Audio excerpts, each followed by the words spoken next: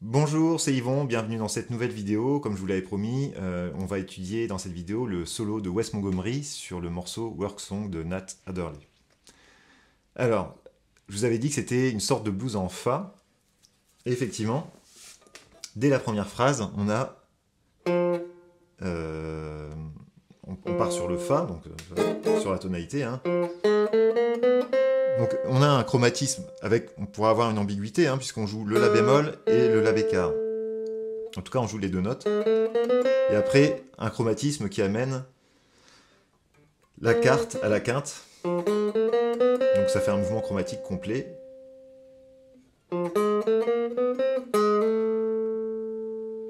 Mais on termine sur le temps, sur un La bécard, qui est bien la tierce majeure de Fa. On finit pas sur un La bémol. Donc déjà, ça c'est une première piste, hein. Fa, Ré, Fa, donc voilà. Là, ce qui est intéressant, c'est qu'il utilise sur la deuxième phrase Fa, Ré, Fa, et pas Fa, Mi bémol, Fa, ce qui sonnerait vraiment la septième de Fa. Là, il utilise la sixte.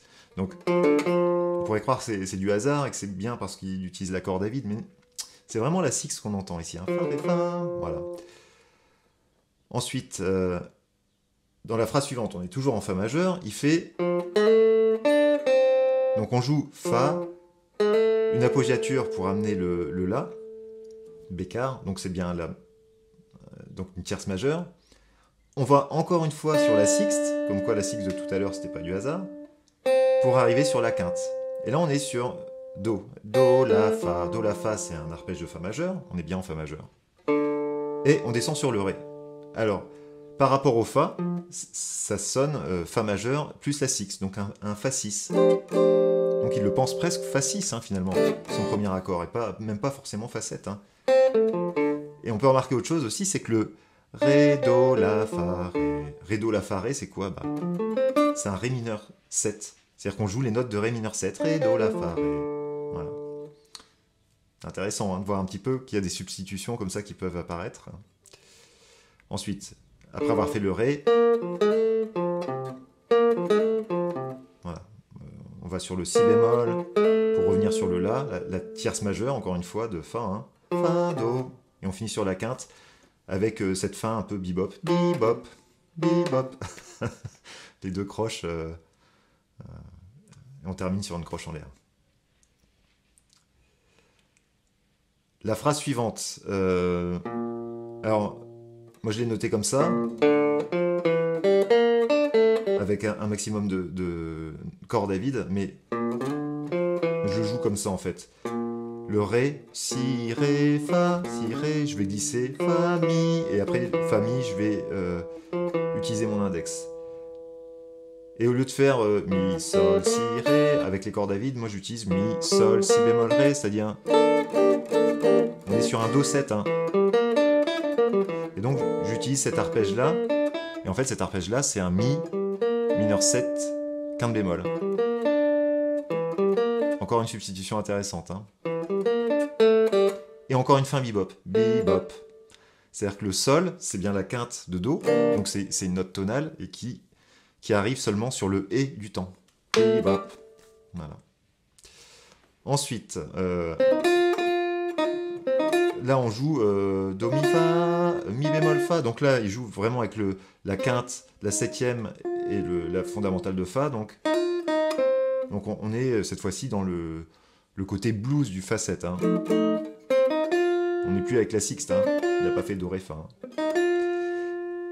Mais alors, il répète ça plusieurs fois. Le ré quand même qui amène le mi bémol, donc c'est bien la sixte. Do, ré, si, do. Donc on insiste quand même un peu sur la sixte. Hein. Si, do, pour revenir sur la quinte. La si bémol, donc ça c'est la quarte. Sol la, bah, c'est encore la tierce majeure de fa. Pour arriver sur le fa. Donc fa, mi, ré, do, si, la, fa. Bah, c'est presque du fa mixolydien en fait. Hein. Descendant, mais avec des approches, des chromatismes. Et la phrase suivante, la, ré, mi, fa, sol. C'est intéressant, ça c'est pareil. Hein. Il joue pas. Il va pas jouer ça. Hein. Il joue la, ré, mi, bécard, fa, sol. Donc il le pense vraiment cette fois-ci comme un fa premier degré, un fa majeur 7 avec un mi bécard. Hein. La, ré, mi, fa, sol. Et normalement, c'est une phrase qui devrait conduire au la bécard si on reste en fa. La, ré, mi, fa, sol, fa. Donc on pense une phrase par rapport à du fa majeur. Mais on arrive sur un la bémol puisque c'est le si bémol 7 et que le la bémol c'est la septième du si bémol 7. Et je joue ça machinalement. Et en fait c'est l'arpège descendant de si bémol 7. Hein. La bémol, fa, ré, si bémol. Donc c'est un arpège descendant de si bémol 7. Et après il fait quoi? Un si bécard. Mi. Alors ça pourrait être plein de choses. Ça, ça pourrait être le si bémol qui se transforme en si diminué par exemple. Hein, ça pourrait être ça. Avant de revenir sur le fa. Comme on a souvent en blues. Hein. Voilà.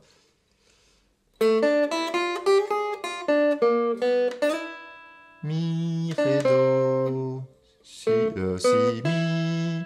Ça pourrait être ça, mi, ré, si, sol, mi. Ça pourrait être aussi un petit bout de mi 7. Et ça...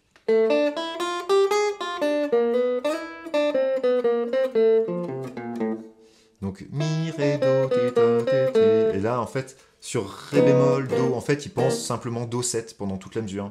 Do, do, do, ta, ti, do. C'est un plan en... Voilà, ça va être un plan en do mixolydien finalement.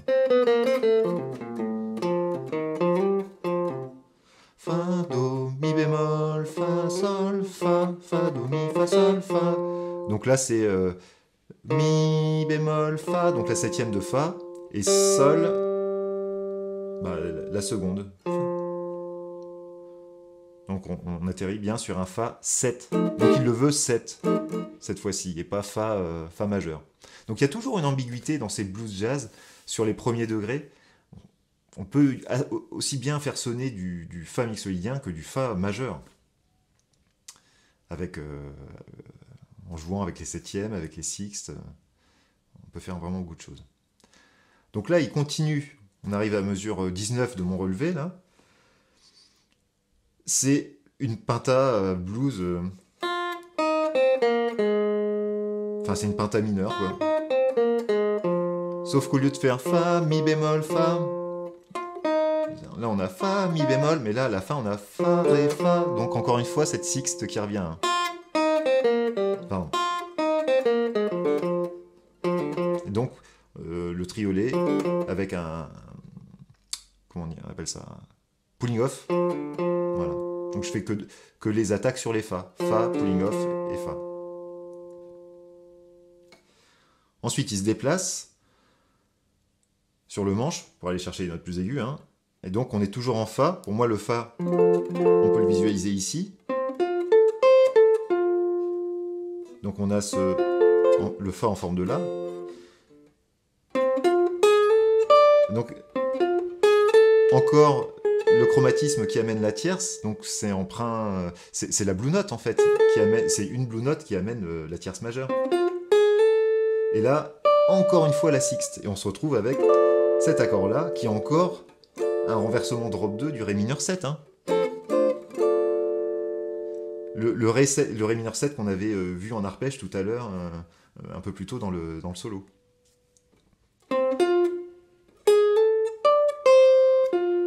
Ré, do, la, fa, ré. Donc il refait quasiment la même chose. Ré, do, fa. Sauf que là, il fait un saut de corde. Ré, do, fa. Et là, le la, il fait un encadrement, une approche chromatique. Voilà. Et donc on est sur le la. La, sol, fa.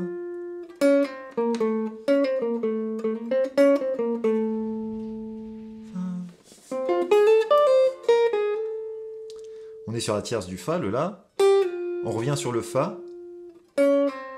Et là, un chromatisme qui amène le do. Donc la quinte. Pour revenir encore sur le fa. En descendant la gamme, c'est à la fois un chromatisme et une descente de gamme. Hein. Do, si bémol, la, do, ré, do, fa, sol, fa, mi. Et là, il joue le mi. Je pense que là, c'est par rapport au doigté, c'est le plus logique d'aller chercher le mi. Alors, j'ai dû me décarcasser pour trouver le doigté qui permette de rendre logique cet accès au mi. Hein. Il y a plein d'autres doigtés possibles, hein, mais on entend ce mi qui est, par rapport au fa, une septième majeure. Mais en tout cas, elle est sur une croche en l'air, donc elle n'est pas très appuyée. Hein. On aurait pu faire ça, ça marchait aussi. Hein. Ou ça marchait aussi. Donc c'est juste un appui là pratique pour arriver sur la do, sur le do. Et on insiste encore avec puisqu'on est sur un do-7 à ce moment-là. Sur ces notes-là, la c'est quoi par rapport au do? Bah, c'est la 13e. Et le ré c'est quoi? Bah, c'est la seconde. Donc on joue 13e tonique, 13e seconde. Donc c'est vraiment un do 13-9. Et donc pas du tout un do altéré ici. Hein. Et quand on revient sur le fa, au lieu de faire un ré, on joue un mi bémol. Mi bémol, qui est la septième du fa. Alors, une des astuces aussi sur un fa 7, souvent utilisé en bebop, c'est de jouer du do mineur 7, étendu, ou alors, je vais très vite, hein, je sais que je donne beaucoup d'informations, moi ça me paraît évident, évidemment je décortique tout ça dans d'autres vidéos, dans d'autres formations, voilà, je vous donne un petit peu mon analyse comme ça, des différents éléments du solo. Maintenant, voilà, hein, c'est... J'ai conscience que ça fait beaucoup d'informations. Mais bon, je continue quand même. Sur le fa 7, un des éléments possibles d'improvisation en bebop, c'est de jouer du do mineur 7 ou du mi bémol majeur 7. Et là, c'est ce qu'il fait. En fait, c'est un... pardon, pas du mi bémol. Sur le fa... Si, c'est ça, mi bémol. Donc c'est un mi bémol majeur 7. 9 même. Hein. Donc il commence sur la septième du mi bémol majeur 7. Et ici, c'est une série de pulling off.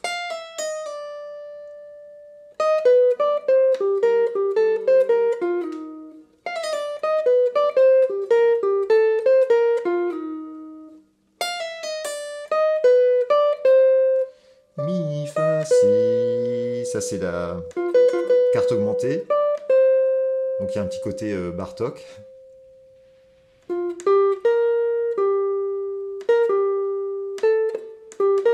Là, c'est pour encadrer le La.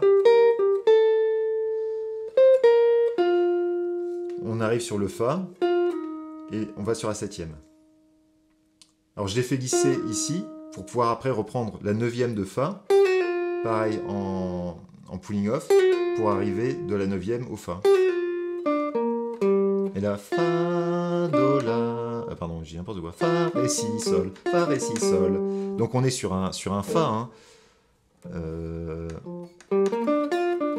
Et là, on a un arpège de Sol mineur 7. Fa, Ré, Si, Sol. Do, La, Si, Ré, Fa. Ça peut être le sol du sol, do, fa final. Hein. On est tout ça, c'est du sol mineur. Hein.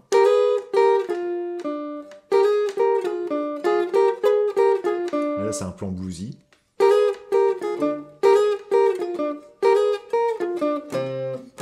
Et les 2 octaves de fin, ça c'est la signature Wes Montgomery.